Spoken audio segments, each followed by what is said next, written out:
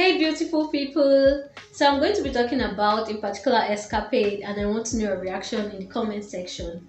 This story is built around June, July and November.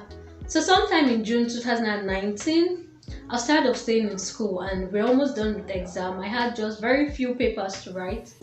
So I'm like, I'm tired. Everybody's annoying me. I'm annoying everybody. Everyone is getting on my nerves. Definitely, if you've stayed in the hostel, you must have experienced this. So I'm like, okay, let me go to Abuja instead. I was done with exam. I booked my flight and I went to Abuja. But guys, wait, before I go into the story, there was one embarrassing thing that happened. Normally, when you enter or when you board a plane, as a normal person, you're supposed to go and sit where the passenger is supposed to be sitting, but your girl went to where the pilot was. Anyways, I was tense because I almost missed my flight, so I had a friend that delayed the flight.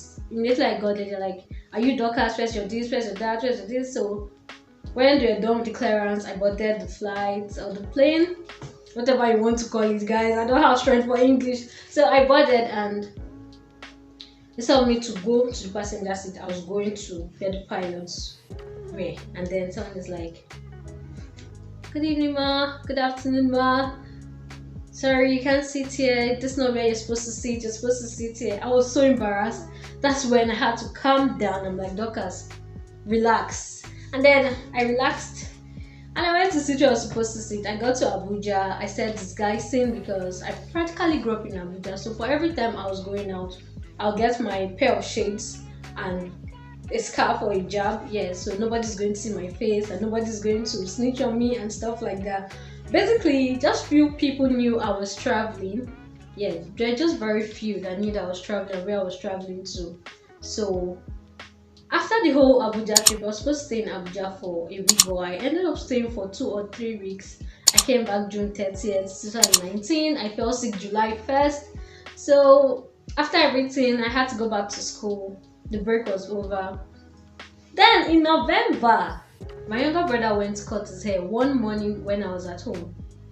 He left by 7 and did not return back home till after 12 to 1. And I'm like, what's going on? My mom was panicking already. This boy did not go out with a phone, like what's going on with him and stuff like that. So he finally came back and then we were trying to question him, which he was not ready for that. So we had to let it slide till Pops came back.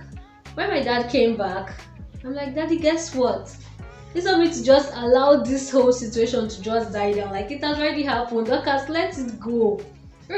Dorcas said no. I said no, I'm not going to let it go. So I'm like, "Daddy, good evening." I served him his food. "Daddy, guess what?"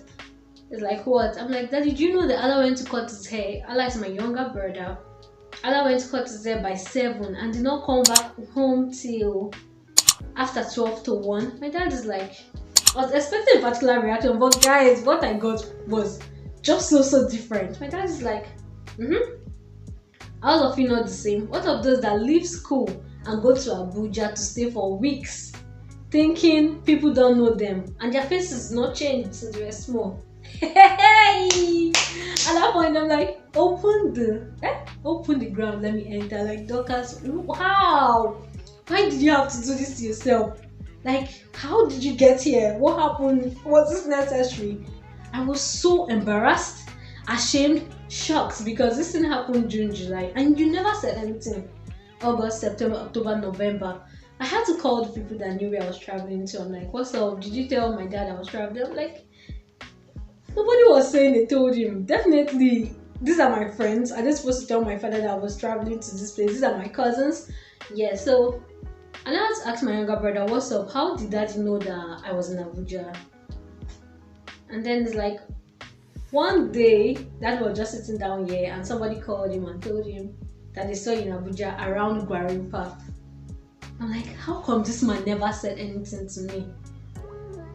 July, August, September, October, and November, that's when you're talking. And I'm so sure that if something did not happen, he will not say it, he will just let it slide. See, this story, guys, you cannot be smarter than your African parents. No. Is there anything that you want to do that they've not done? I don't think. And I'll be, is it? I don't know, but I don't think so. That's what happened. If you're in my shoes, what would you have done? Like, what would have been your reaction? What would you say at that point? Thank you guys. Bye.